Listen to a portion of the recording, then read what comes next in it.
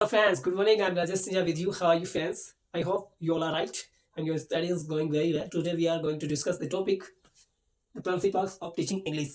इससे पहले हमने प्रिंसिपल्स कुछ डिस्कस किए हैं। मतलब ये है कि आप इंग्लिश को सेकंड लैंग्वेज या फॉरेन लैंग्वेज पढ़ा रहे हो तो कौन कौन से प्रिंसिपल्स उसके लिए आप अप्लाई करोगे। इसके बाद में हम पढ़ेंगे मेथड, उसके बाद में पढ़ेंगे अप्रोच। यानी कि आप एज ए टीचर किसी स्टूडेंट को सेकंड लैंग्वेज इंग्लिश या फॉरेन लैंग्वेज पढ़ाओगे तो आपको कौन से प्रिंसिपल्स, कौन से मेथड्स, कौन से अप्रोचेस आप प्रयोग में लोगे। ठीक है, धन्यवाद। आइए बनेगी हमारे साथ। सबसे पहले हम पढ़ेंगे द प्रिंसिपल ऑफ सिलेक्शन। जो भी स्टडी मटेरियल आप स्टूडेंट को पढ़ाओगे उसके लिए आप उसका सबसे पहले सिलेक्शन करोगे, उसका चयन करोगे कि आपको पढ़ाना क्या है।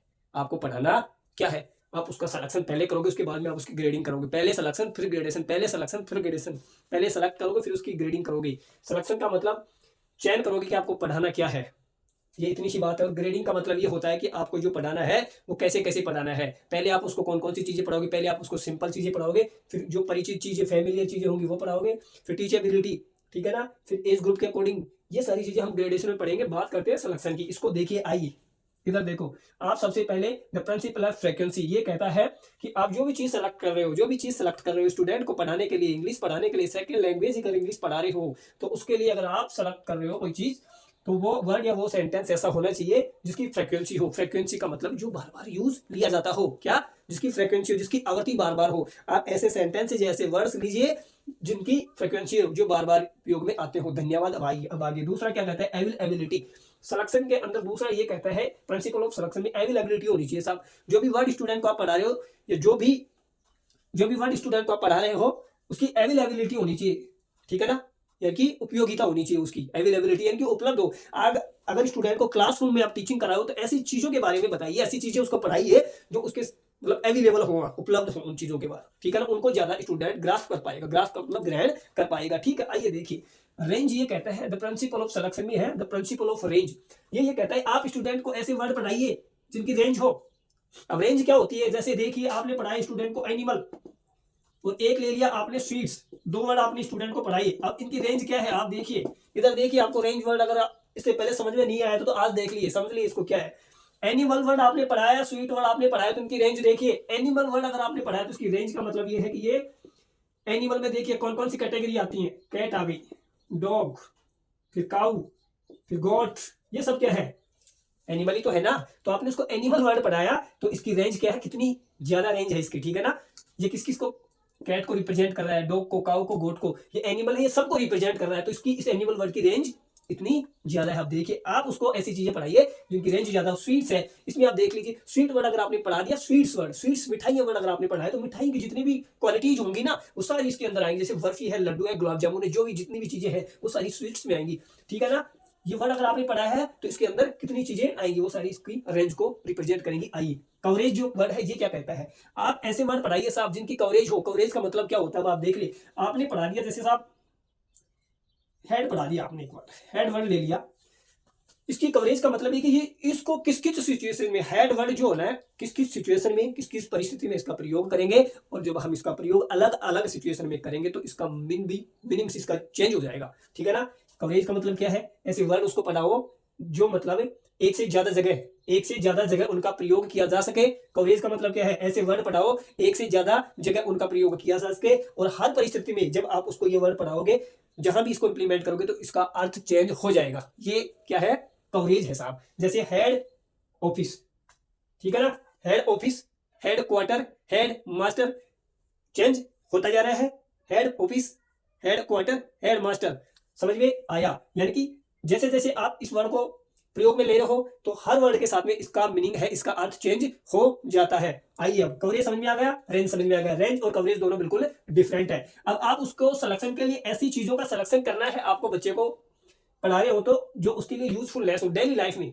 जो यूजफुल चीजें हैं आप उनको पढ़ाओगे तो जल्दी उन चीजों को ग्रहण कर पाएगा। नथिंग मोर देन दैट, इससे ज्यादा कुछ नहीं है। सिलेक्शन में आपने जो चीजें पढ़ी है, फ्रीक्वेंसी, ऐसी चीजें पढ़ाइए जो फ्रीक्वेंट हो। ऐसे वर्ड, ऐसे सेंटेंस लीजिए जिनकी आवृत्ति बार बार हो।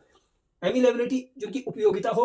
रेंज, जैसे एनिमल स्वीट्स लिया है तो रेंज वाले वर्ड पढ़ाइए, कवरेज वाले वर्ड उसको पढ़ाइए। ठीक है, यूजफुलनेस, ऐसी चीजें पढ़ाइए जो उसकी डेली लाइफ में यूजफुल हो। ये समझ में आया होगा, उम्मीद है। अब हम देखते हैं इसको। हाँ, सिलेक्शन अगर आप मटेरियल का कर रहे हो तो ये according to mental age, mental age के अनुसार होना चाहिए। मेंटल एज को ध्यान में रख के आप उसके स्टडी मटेरियल का सिलेक्शन करोगे। स्टूडेंट के मटेरियल कैसे सिलेक्शन करोगे? अकॉर्डिंग टू मेंटल एज, उसकी मेंटल एज को, उसकी मानसिक जो आयु है उसको ध्यान में रख के ही आप इसके मटेरियल का, स्टडी मटेरियल का सिलेक्शन करोगे। आइए अब हम देखते हैं कि द प्रिंसिपल ऑफ ग्रेडेशन क्या कहता है। ये आपको समझ में आ गया, उम्मीद है। आप आगे देखिए, ग्रेडेशन ये कहता है पहले आप स्टडी मटेरियल का सिलेक्शन करोगे। स्टडी मटेरियल सिलेक्शन कर लिया, अब आपको देखना है सिलेक्शन का मतलब कि आपको पढ़ाना क्या है। अब ये जो ग्रेडेशन ये कहता है कि जो सिलेक्शन आपने किया है ना मटेरियल का, उसको कैसे पढ़ाओगे आप। तो सबसे पहले सिंपलिसिटी ये कहता है कि आप उस मटेरियल को सबसे पहले सिंपल चीजें पढ़ाओगे। ग्रेडेशन में का मतलब यही होता है कि सबसे पहले व्हाट कम आफ्टर व्हाट, किसके बाद में क्या पढ़ाना है।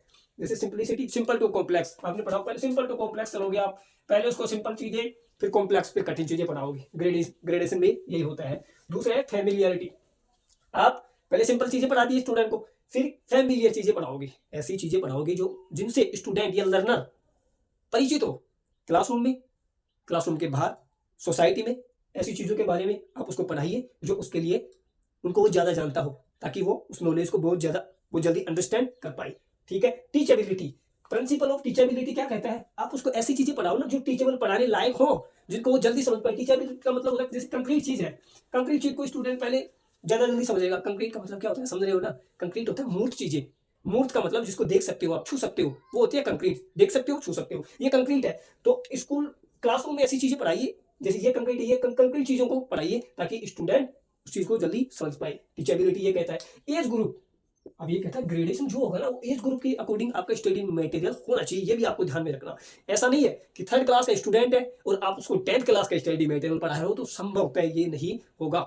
स्टूडेंट उस चीज को जल्दी सीख पाएगा, नहीं सीख पाएगा। ठीक है, तो ऐसी गलती आप मत करना। ठीक है, एज ग्रुप के अकॉर्डिंग उसको स्टडी मटेरियल का क्या करना है, चुनाव, वो ग्रेडिंग करनी है। ठीक है, आइए देखिए। अब यहां से एग्जामिनर क्वेश्चन पुट अप करता है प्रिंसिपल ऑफ ग्रुपिंग। ये 4 प्रकार की होती है प्रिंसिपल ऑफ ग्रुपिंग। कितने प्रकार की होती है ग्रेडेशन के अंदर, ये एग्जाम, यहां से एग्जामिनर क्वेश्चन पुटअप करेगा ही करेगा। ग्रेडेशन में 4 तरह की ग्रुपिंग होती है, फोनेटिक ग्रुपिंग, लेक्सिकल, सेमेंटिक और स्ट्रक्चरल ग्रुपिंग। फोनेटिक ग्रुपिंग क्या होती है? फोनेटिक होती है जैसे आपने ले लिया वर्ड कैट, फिर पढ़ा दिया आपने पैट, फिर पढ़ा दिया बैट, ठीक है ना, उसके बाद में पढ़ा दिया आपने मैट, ठीक है ना। तो फोनेटिक ग्रुपिंग ये होती है कि आप ऐसे वर्डों की ग्रुपिंग कीजिए जिनकी ध्वनि एक जैसी हो, जो एक जैसी ध्वनि वाले हो, वो होते हैं फोनेटिक ग्रुपिंग। आगे देखिए, दूसरी है लेक्सिकल ग्रुपिंग। लेक्सिकल ग्रुपिंग ये होती है कि जो वर्ड आप उसको पढ़ा रहे हो ना डिक्शनरी में, उसका मीनिंग सेम होता है, उसका अर्थ चेंज होता ही नहीं है। आइए इधर देखिए, जैसे आपने उसको पढ़ा दिया, फैमिली वर्ड पढ़ा दिया साहब। फैमिली वर्ड जो है ये लेक्सिकल वर्ड है। फैमिली यानी परिवार होता है क्या, फैमिली के लिए, फैमिली यानी परिवार। तो फैमिली को आप फैमिली यानी सूर्य, फैमिली यानी पृथ्वी, ऐसे तो नहीं बोल सकते। इसका वर्ड चेंज होगा क्या? नहीं होगा, किसी भी कॉन्टेक्स्ट में इसका वर्ड चेंज नहीं होगा। फैमिली का फैमिली रहेगा। ये लेक्सिकल वर्ड ये होते हैं, लेक्सिकल ग्रुपिंग। अब फैमिली वर्ड आपने पढ़ाया तो फैमिली में जैसे फादर आ गया, ब्रदर आ गया, मदर आ गया, ऐसे वर्डों का आपको प्रयोग करना है। ठीक है। दूसरी बात, आपने जैसे पढ़ा लिया, दूसरा वर्ड एग्जांपल ले लिया, कार ले लिया साहब। तो कार्यन तो कार ही होता है, कार यानी पेन थोड़ी हो जाएगा, कार यानी बोर्ड थोड़ी हो जाएगा, कार यानी कार, कार का अर्थ चेंज थोड़ी होगा, किसी दूसरे सेंस में भी कार का मतलब कार ही होगा। तो ये लेक्सिकल वर्ड है। कार की जो कितनी क्वालिटी और दूसरी क्वालिटीज कौन कौन सी होती हैं, क्वालिटीज का मतलब जैसे कार है, ये तो ऑडियो हो गई, एक मर्सिडीज हो गई, ठीक है ना। म्यूजिकल इंस्ट्रूमेंट के लेक्सिकल ग्रुपिंग कर रहे हो तो उसमें ढोलक, तबला, ये सारी चीजें आप उसमें पढ़ा सकते हो। सेमांटिक ग्रुपिंग ये बहुत डिफरेंट, ये डिफिकल्ट होता है थोड़ा सा इसको समझना। सेमांटिक ग्रुपिंग होता है कि ये देखिए बहुत इजी है। सेमांटिक ग्रुपिंग यानी कि अर्थ के आधार पे ग्रुपिंग करनी है साहब आपको, मीनिंग के आधार पे। सेमांटिक ग्रुपिंग ये कहता है, MEANING, मीनिंग के आधार पे जो ग्रुपिंग होती है वो सेमांटिक ग्रुपिंग होती है। मीनिंग यानी अर्थ को देखना है कि सेंटेंस यानी वर्ड का अर्थ क्या है, उसके आधार पे। जैसे आपने देख लिया साहब, क्या ये देख लिया आपने, गुड देख लिया साहब। अब गुड यानी अच्छा। अब आपको जो ग्रुपिंग करनी है सेमांटिक ग्रुपिंग को इसके आधार पे करनी है। आपको ऐसे वर्ड और देने हैं जिसका अर्थ अच्छा ही निकले। गुड यानी अच्छा, फाइन, फाइन यानी अच्छा, ठीक है ना, समझ गए मेरी बात। ठीक, ऐसे वर्ड जो अर्थ के आधार पे सेम हो और मीनिंग हो, अर्थ के आधार पे वो सेम हो, मीनिंग के आधार पे, ठीक है ना, मीनिंग के आधार पे, इस अर्थ के आधार पे वो सेम होने चाहिए, वो होता है सेमांटिक ग्रुप। ठीक है, आगे देखिए लास्ट आपका क्या कहता है ग्रेडेशन में, स्ट्रक्चरल ग्रुपिंग होनी चाहिए। स्ट्रक्चर का मतलब समझ रहे हो आप, स्ट्रक्चर जैसे पहले सब्जेक्ट, फिर वर्ब, फिर ऑब्जेक्ट, ये ठीक है ना, समझ में आया होगा उम्मीद है। सबसे पहले पढ़ा प्रिंसिपल ऑफ सिलेक्शन, जिसमें frequency, availability, range, coverage, usefulness को देखा है। पहले सिलेक्शन करोगे आप मटेरियल का, फिर उसकी ग्रेडिंग करोगे। तो ग्रेडिंग में सिंपलिसिटी, सिंपल टू कॉम्प्लेक्स चीजें पहले पढ़ाई जाएंगी, फिर फैमिलियर चीजें पढ़ाई जाएंगी, फिर टीचेबिलिटी, जिनको आप पढ़ा सकते हो, टीचेबल पढ़ाने योग्य हो, जिनको स्टूडेंट जल्दी समझ सके। फिर एज ग्रुप के अकॉर्डिंग होगी वो, ठीक। फिर क्या होगा, प्रिंसिपल ऑफ ग्रुपिंग, ग्रुपिंग 4 प्रकार की होगी। फोनेटिक ग्रुपिंग ध्वनि के आधार पे, लेक्सिकल ग्रुपिंग, ग्रामेटिकल जो वर्ड का जो मीन होगा वो सेम होगा, हमेशा चेंज होगा ही नहीं वो, ठीक है, वो लेक्सिकल होता है। फिर होगा सेमांटिक ग्रुपिंग, सेमांटिक अर्थ के आधार पे, अर्थ देखना है आपको उधर की, जैसे मतलब स्पेलिंग है उसका अर्थ जो होगा ना, अर्थ, उस अर्थ के आधार पे जो चीजें सेम होंगी वो होता है क्या, सेमांटिक ग्रुपिंग, ठीक है। आप इसको जैसे सिनोनिम हम बोलते हैं ना, उसको भी ले सकते हो, ठीक है, सेमांटिक। स्ट्रक्चर जो सब्जेक्ट है, वर्ब है, उसके बाद में ऑब्जेक्ट है, ये सारी चीजें। उम्मीद है आपको ये सिलेक्शन और ग्रेडेशन का टॉपिक कंफर्म हुआ होगा। सिलेक्शन, प्रिंसिपल ऑफ सिलेक्शन जो होगा ये मेंटल एज को ध्यान में रख के करना है। धन्यवाद, बने रहिए आप हमारे साथ में। इसके बाद में फिर हम और एक वीडियो लेके आएंगे, तब तक के लिए आप बने रहिए।